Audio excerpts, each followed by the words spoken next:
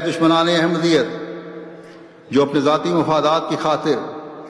حضرت خاتم الانبیاء، محسن انسانیت اور رحمت للعالمین کے نام پر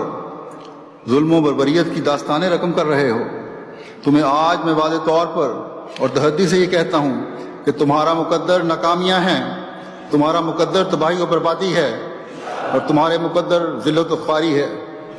جس خدا کے نام پر اور جس حبیب خدا کے نام پر تم یہ ظلم و بربریت کر رہے ہو، وہ خدا اپنی غیرت ضرور دکھائے گا،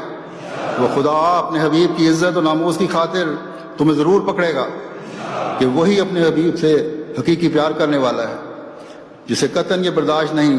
کہ محسن انسانیت کو ظلم و بربریت کر کے بدنام کیا جائے۔ بس اب بھی ہوش کرو، جو وقتاً فوقتاً آفات کی صورت میں اللہ تعالیٰ کی طرف سے تنبیہی پیغام مل رہے ہیں، انہیں سمجھو،